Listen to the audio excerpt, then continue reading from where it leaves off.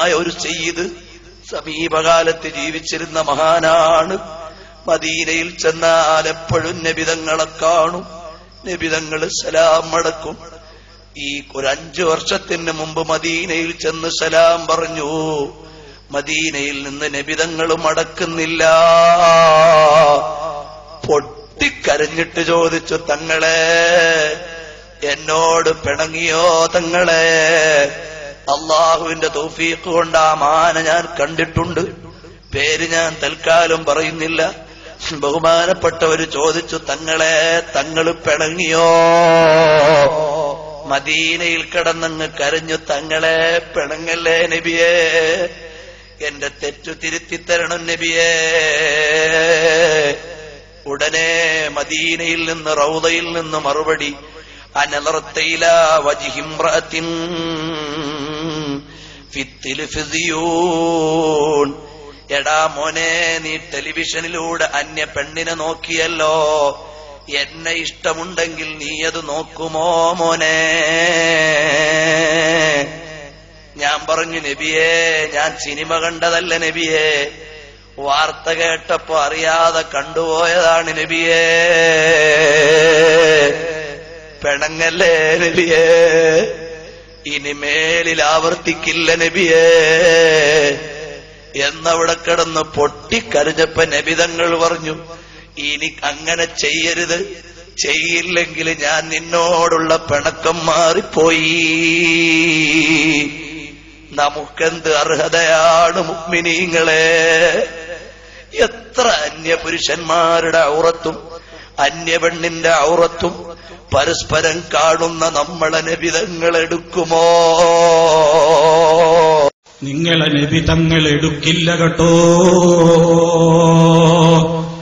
അല്ലാഹുവിന്റെ റസൂലിന്റെ പേരിൽ ഇത്തരത്തിൽ കള്ളം പ്രചരിപ്പിക്കുന്ന നിങ്ങളെ എടുക്കില്ല എന്നത് മാത്രമല്ല, നാളെ മഹ്ശറിലെത്തുമ്പോ അതാ ഹൗദിന്റെ മുമ്പിൽ അന ഫറതുകും അലൽ ഹൗദി, ഞാൻ മുമ്പേ ഹൗദിന്റെ മുമ്പിൽ പോയി കാത്തിരിക്കുന്നുണ്ടാകും എന്ന് പറഞ്ഞിട്ട് അവിടുന്ന് പഠിപ്പിച്ച ദീന് പ്രചരിപ്പിച്ച മോമിനീങ്ങൾക്ക് വെള്ളം കൊടുക്കാൻ വേണ്ടി ഹൗദുൽ കൗസറിന്റെ ഓരത്ത് ഹബീബ് നിൽക്കുമ്പോ ഇതുപോലെയുള്ള വ്യാജവാദികളെ കാണുമ്പോ പോടാ, എന്റെ മുമ്പിന്ന് കടന്നു പോടാ എന്ന് പറയുന്നവരവസ്ഥയിലേക്ക് നിങ്ങൾ എത്തിപ്പോകും കേട്ടോ. വളരെ സൂക്ഷിക്കണേ ഇതുപോലെയുള്ള ആളുകളെ, ഇത്തരത്തിലുള്ള ഈ വ്യാജമതവാദികളെ സൂക്ഷിക്കണേ മുസ്ലിമീങ്ങളെ. കാരണം ഇവരൊക്കെ എത്ര വലിയ മഹത്വമാ അവകാശപ്പെടുന്നത്. മദീനയിലെ മഹാനായ നേതാവ് അതാ അവിടുത്തെ ഖബറുള്ള മദീനയിൽ ഇന്നും ഇന്നലെയും പോകാൻ തുടങ്ങിയതാണോ ആളുകൾ? അല്ലല്ലോ. അവിടെയതാ അഷ്റഫുൽ ഖൽഖ് സ്വല്ലല്ലാഹു അലൈഹി വസല്ലമിനെ അവിടുത്തെ ആ ശറഫാക്കപ്പെട്ട ശരീരം അടക്കം ചെയ്തതിന്റെ ശേഷം നമ്മുടെ ഉമ്മ ആയിഷ റളിയല്ലാഹു അൻഹാ, പുന്നാര നബി തങ്ങളുടെ പ്രിയപ്പെട്ട ഭാര്യ, എന്റെയും നിങ്ങളും അടങ്ങുന്ന ലോക മുസ്ലിമീങ്ങളുടെ ഉമ്മയായ വിജ്ഞാനത്തിന്റെ നിറകുടമായ ആലിമത്തായ ധീരയായ മഹത്വമേറിയ ഒരുപാട് ദീനിന്റെ കാര്യങ്ങളിൽ ഗവേഷണ പാഠവമുണ്ടായിരുന്ന ആയിഷ റളിയല്ലാഹു അൻഹാ, ആ ഖബറിന്റെ തൊട്ടപ്പുറത്തൊരു വിരിക്കപ്പുറത്ത് 40ഓളം കൊല്ലം കഴിഞ്ഞിട്ടുണ്ടേ.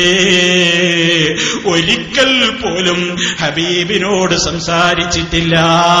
ഹബീബ് തിരിച്ചിങ്ങോട്ട് സംസാരിച്ചിട്ടില്ല.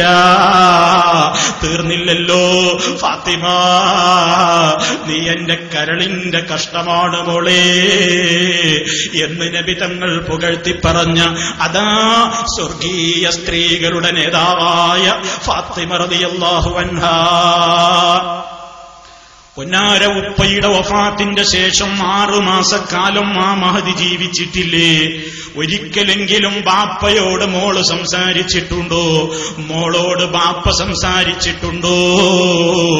അതുപോലെ തന്നെ കൂടെ തന്നെ ജീവിച്ചിരുന്ന നിഴൽ പോലെ പിന്തുടർന്നിരുന്ന അതാ എല്ലാ സന്ദർഭത്തിലും തന്റെ കൂടെ സാഹിബായി നടന്നിരുന്ന സിദ്ദീഖുൽ അക്ബർ റളിയല്ലാഹു അൻഹു, ഉമർ ഖത്താബ് റളിയല്ലാഹു അൻഹു, ഉസ്മാൻ ഇബ്നു അഫ്ഫാൻ റളിയല്ലാഹു അൻഹു, അലി ഇബ്നു അബീ ത്വാലിബ് റളിയല്ലാഹു അൻഹു, സഅദ് റളിയല്ലാഹു അൻഹു, സഈദ് റളിയല്ലാഹു അൻഹു, ത്വൽഹത്ത് റളിയല്ലാഹു അൻഹു, അബൂ ഉബൈദത്തുൽ ജറാഹ് റളിയല്ലാഹു അൻഹു, ബിലാൽ റളിയല്ലാഹു അൻഹു, അബ്ദുല്ലാഹ് ഇബ്നു അബ്ബാസ് റളിയല്ലാഹു അൻഹു, അബ്ദുല്ലാഹ് ഇബ്നു ഉമർ റളിയല്ലാഹു അൻഹു.